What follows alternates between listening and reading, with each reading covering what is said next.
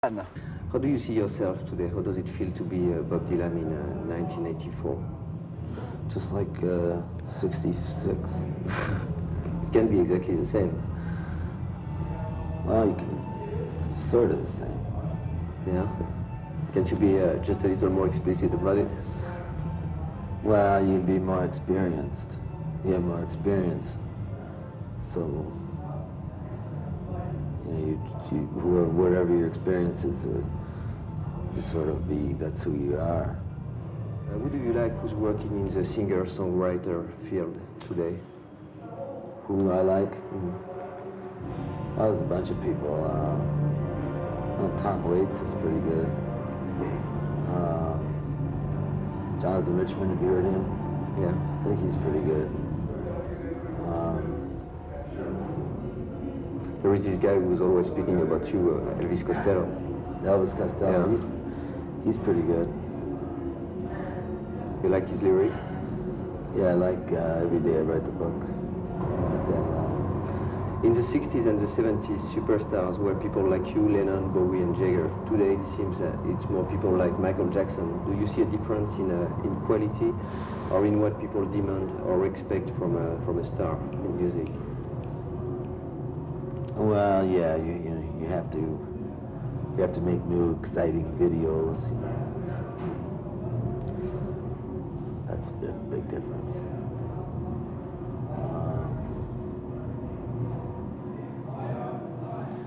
I don't know. All through your career, you've always shown a strong sense of humor mixed with insolence and disrespect. Is it more fun to be insolent when you were a kid who was starting out on where you were world famous, almost an institution? Yeah, it's easier. It's still not so hard. When did you prefer it? At your beginnings, or when was it more funny for you? More funny? Yeah. It's always been funny. It still is? Yeah. Yeah. What do you feel the most close to these days, Pat Garrett or Billy the Kid?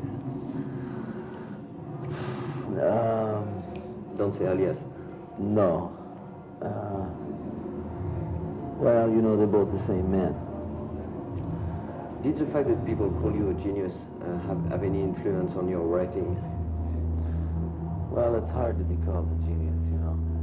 And problem is that you start to believe it. If you see it in the newspaper, you know, you start, oh, genius, you know. It must be, how do I act now? You know? But I never believed it. Do you have the same overpowering need to write today, as in the days when you said, if I didn't write, I'd go crazy? Yeah. Yeah? Yeah, I just, you know, when we laying down, trying to go to sleep, thoughts go through your mind, you know. You get up and write them down. In any case, do you still take the same pleasure in writing? Well, yeah, writing. See, I write because I need something to sing. Sometimes it's painful, you know. You're up days and nights, walking around, you know, trying to finish this or do that, get this right, get that line right. You know, I mean, it's never, you know, smooth. It's always up and down, you know. How do you explain the fact that since the beginning, the French have always been fanatically enthusiastic about the words to your songs, when they usually have the reputation not to get any word in English and American songs? Well, I studied a lot of French poets, probably, when I was, you know, starting out. Apollinaire, Rimbaud, and those guys. But the way they appreciate it, do you think it might be because of the mark left by surrealism on the tradition of French poetry? Yeah, probably. I mean, I just came last. You know, what happened, you just take what the last thing was. And I just came along at that existential period of time, at that end, you know. Were you aware of the surrealist when you started to write? I wasn't aware of it until I drifted into it pretty natural. Came out of the beat poets, and then drifted into the surrealistic poets. But I did that naturally. I didn't say, you know, I'm going to do this. It just happened. Have you felt changes in your writing techniques, and if so, in what periods? I think I changed in the late 60s. And then I changed probably again in the late 70s. And you would change in the late 80s? I don't think so. I don't think so. I hope so, but I'm not sure it can anymore. You get tired of changing after a while. Your initials, BD, means in French comic strip. Yeah? I didn't know. I don't know if you knew it. Would you take that as a compliment? Sure. BD? BD.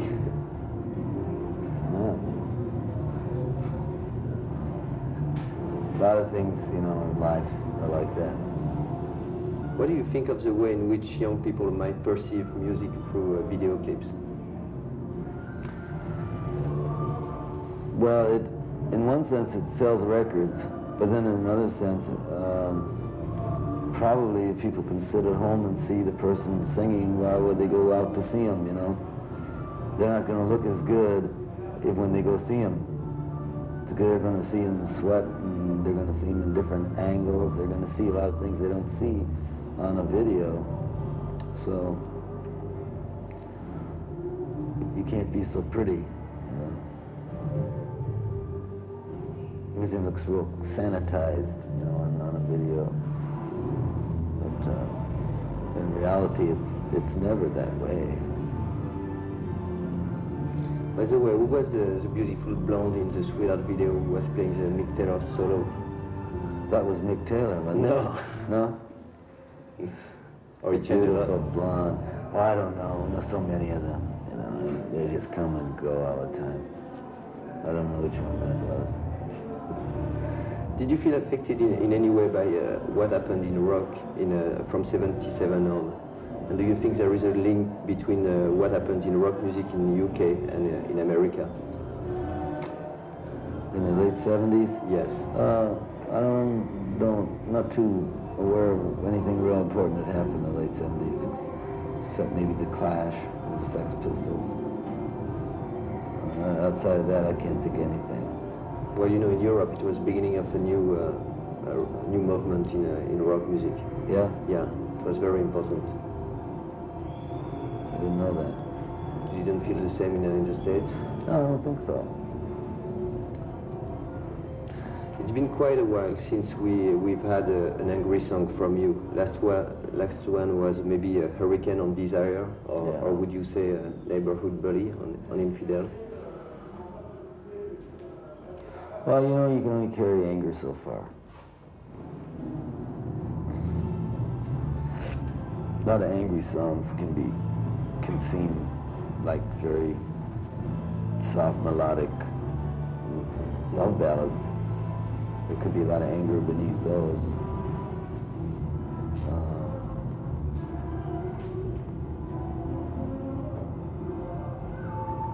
I don't know. It's evident that whatever style of music you play, your taste is for real and true music that doesn't compromise. Would you apply that definition to anyone playing today? I don't know. I can't. Yeah, the people that I'd mentioned. Mm-hmm.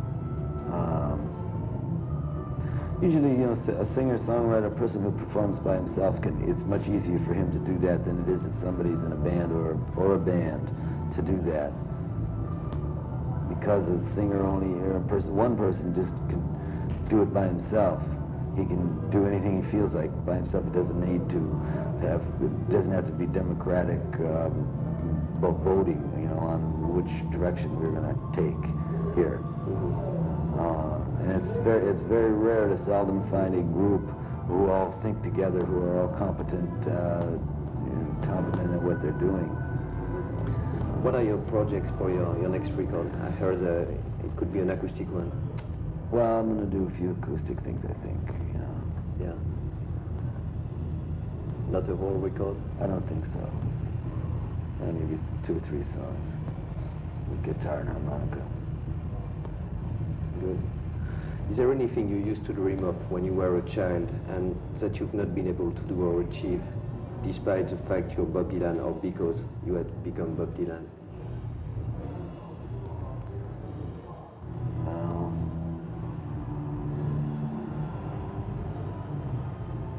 I don't know, maybe go to Disneyland. No, I don't think about that stuff. In 1963, you wrote Her Heart Rain's Gonna Fall. Do you think that one day it might finally fall? And if not, how do you see yourself in 10 years from now? I don't know. I couldn't see myself now 10 years ago. You know? No. Usually you can see where other people are going to be at 10 years from now, but yourself is hard to see. And what about the rain? And it's starting to fall. Thank you. It's been falling for a while, actually. Thank you very much, Bob.